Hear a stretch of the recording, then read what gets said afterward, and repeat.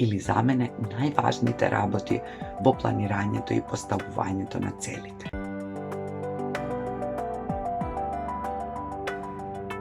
Здраво и добре дојдовте во уште едно видео на каналот Ти можеш. Во денешното видео, на почетокот на годината, ќе зборувам за плановите и целите, затоа што знам дека почетокот на годината е поврзан со желба за планирање, за пишување цели и желба се разбира тие наши планови и цели да се остварат. Имате безброј начини како се прави тоа, можете да прочитате во книги, можете да погледате видеа, меѓутоа она за што јас сакам да зборувам се оние помалку важните работи кога ги поставуваме нашите планови и цели, или за мене најважните работи во планирањето и во поставувањето на целите. Прво, да си ги провериме нашите планови и цели, дали се навистина тесно поврзани со нашата душа, со нашето срце, со нашата автентичност. Односно, дали тие планови и цели се наши и ние навистина имаме потреба и желба да ги оствариме, или пак тоа го правиме поради тоа што треба некого да задоволиме, некој од нас нешто очекува, поради тоа што не сме завршиле нешто минатата година. Најпрвен и многу битно е да се послуша срцето и да се следат сопствените желби. Она што ние сакаме од срце и навистина ќе ни значи оваа година да го направиме и да го оствариме, а не затоа што така треба, затоа што некому сме ветиле, затоа што нешто сме започнале. И тоа може понекогаш да ни биде битно и мотивирачки. Меѓутоа, ако тоа не доаѓа од нашата душа и ако тоа не исполнува емотивно, најверојатно многу помалку ќе се вложуваме. Би било убаво да направиме договор меѓу срцето и умот за остварување на тие цели. Да имаме некаков баланс или барем да ги користиме тогаш кога најмногу ни се потребни срцето и умот. Избалансирано, затоа што е битно исто така да ги вклучиме нашите знаења, нашите размисли, нашата свесност во се тоа што правиме, за да можеме нормално да издржиме по патот по остварување на плановите и целите, кој се разбира дека секогаш нема да биде лесен. Следното на кое сакам да обрнам внимание е тоа дека сакаме ние луѓето да сонуваме големо.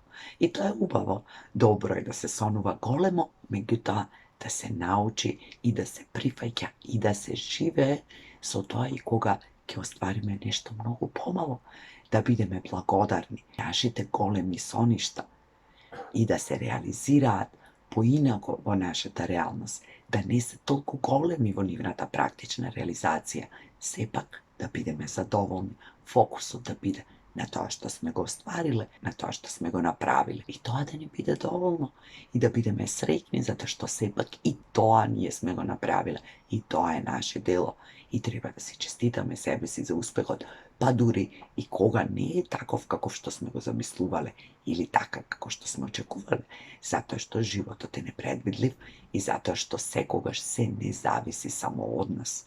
Понекогаш ќе ни постави некои потешкоти, некои предизвици, а понекогаш ќе ни даде и некои работи кои не сме ги очекувале, кои ќе бидат можеби и подобри, попозитивни и ќе не одведат на некои други патишта. Можеби нешто ќе одложиме за некогаш, можеби по патот ќе сватиме дека едноставно не е тоа што сме го замислувале, па во ред и тоа човечки е ако дојдеме до такво сознание, дури и да се откажеме, без осуда и критика кон себе. Од целиот тој процес да не заборавиме да бидеме благодарни за можностите кои ги имаме, за идејата која што сме ја добиле, за луѓето кои не поддржале, па дури ако ние сме очекувале поддршка од 10 души, а сме добиле и 20.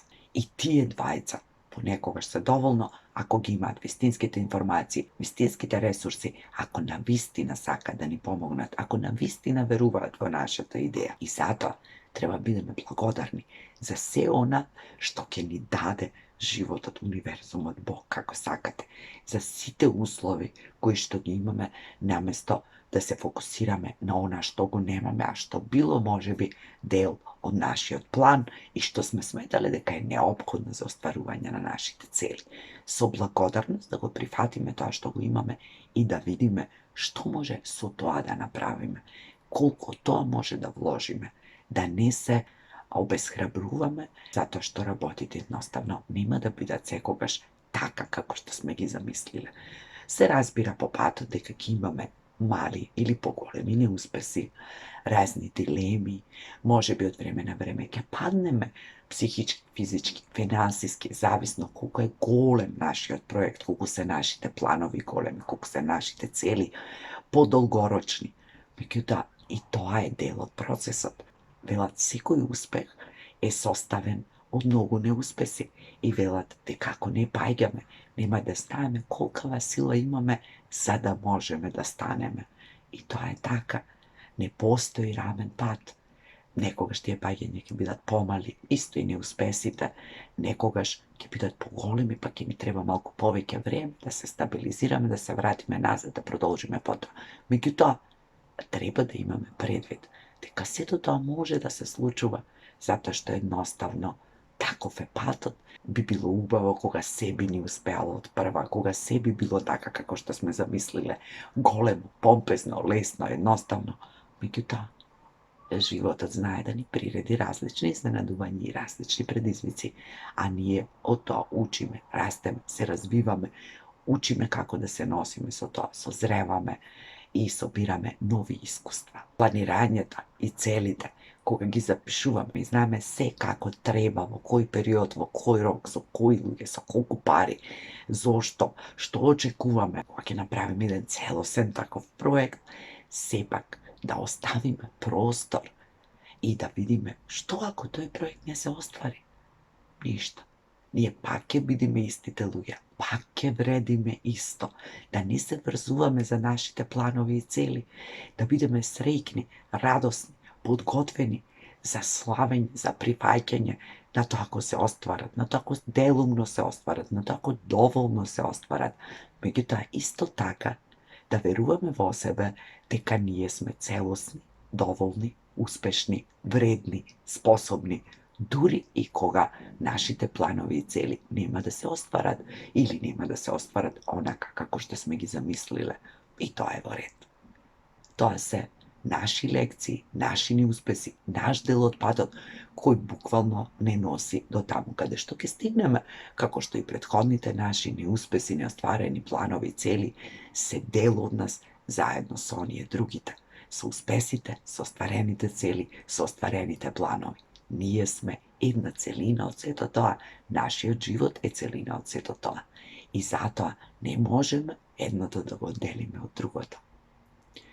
Јас се надевам дека нема да бидеме премногу стриктни во планирањето, премногу захтевни во пишувањето на своите цели, можеби премногу романтични, но дури да е така, се надевам дека ќе умееме да се носиме со се она што ќе ни се случува во физичката реалност. Не мислам јас дека не треба да се сонува големо, не мислам дека не треба да се постават големи цели, не мислам дека не треба да се има големи очекувања од себе си, од она што следува, меѓутоа да не се врзуваме за тоа.